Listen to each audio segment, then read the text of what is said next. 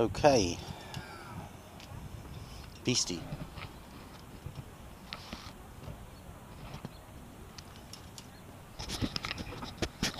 So this is our setup with the Spinnaker, as you can see, sitting there. Now, because I sail solo a lot, this little line here, that's just caught up the front there, goes to our furling line.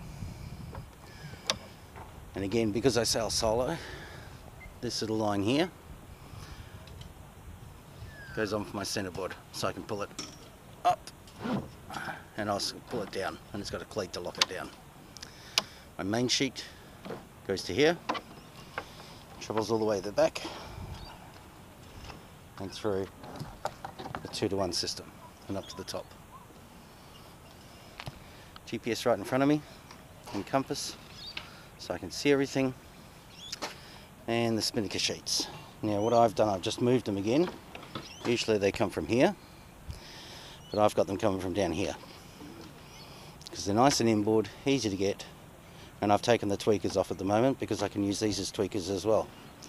So they go to a turn block here, through a ratchet block which takes up the load, and then through a tweaker which then goes over there, and that means I can simply pull it down, loosen it.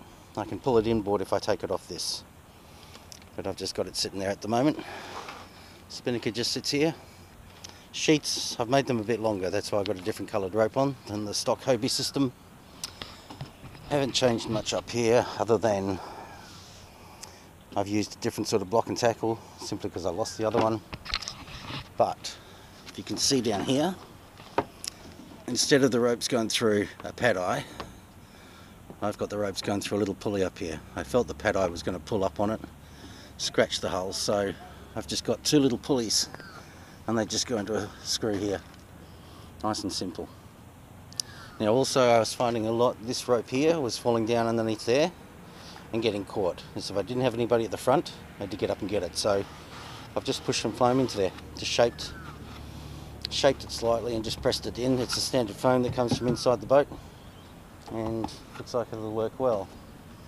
Now the other thing that I've got, as you know, we capsized, which was not fun, I can tell you, and I do not intend to do it again. And the reason we capsized was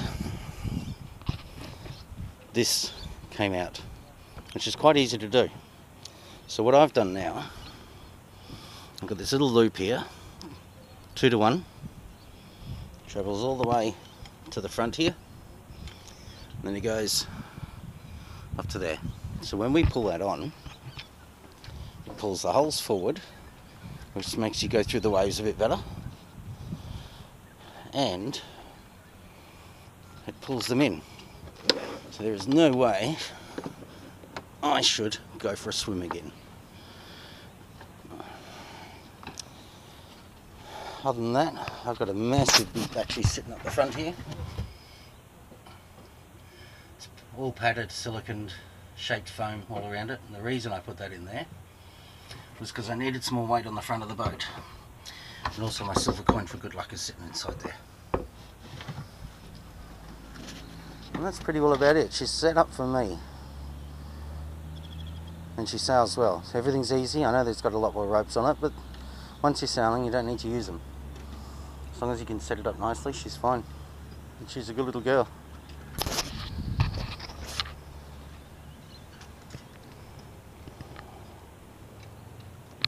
So we'll go through the Spinnaker sheets. They go to here, but you can leave them coming off here.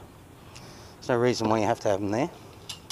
For me it's just nice and easy. I've also removed the little clip that usually sits here that secures that, because I was finding ropes were getting caught on it, and the Spinnaker sheets, all sorts of things.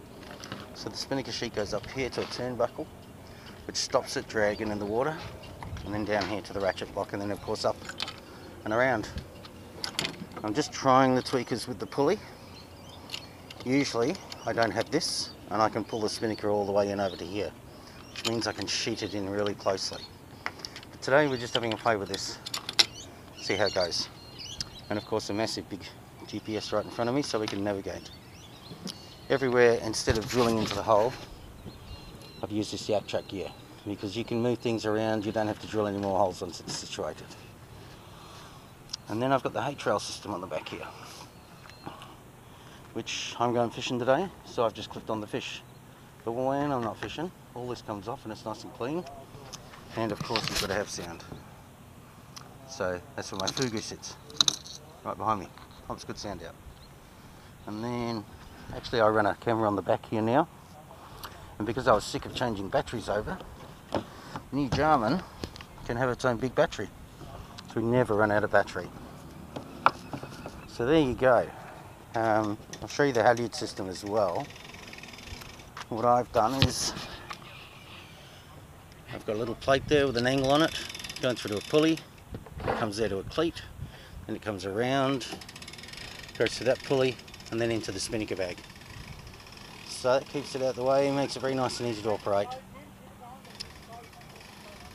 And that's a bit of a quick walkover of Beasty.